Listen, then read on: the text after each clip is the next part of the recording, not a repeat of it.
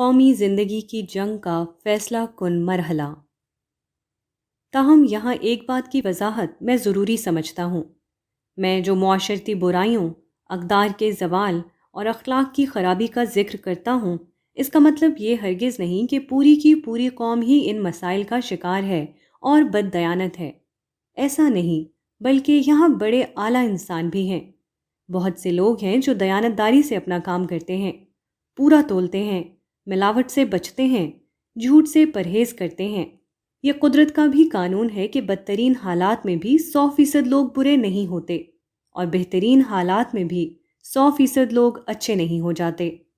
اصل مسئلہ یہ ہے کہ بنیادی اخلاق اور اقدار کے معاملے میں جب 2-4% سے زیادہ تناسب بڑھنے لگے تو پورے معاشرے کو ہوشیار ہو جانا چاہیے۔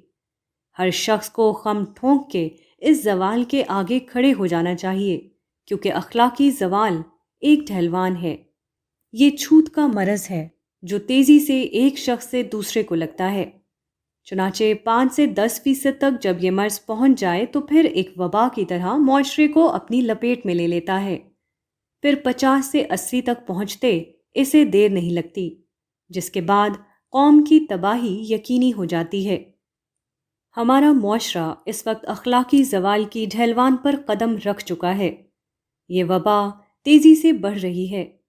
اگر ہم نے پوری قوت سے اس کی شناخت کو اجاگر نہیں کیا تو ایک نسل میں یہ معاملہ 50 سے 80 کی سطح پر پہنچ جائے گا۔ چنانچہ ہماری نسل میں ہم یہ فیصلہ کن جنگ لڑ رہے ہیں۔ ہم ہار گئے تو سب ہار جائیں گے۔ اسی لیے اس عاجز کے بیان میں اتنی کلیت اور شدت نمایاں ہو جاتی ہے، ورنہ اہل خیر موجود ہیں اور انہی کی وجہ سے ہمیں مہلت بھی مل رہی ہے اور معاشرے میں اچھائی بھی پوری طرح فعال ہے۔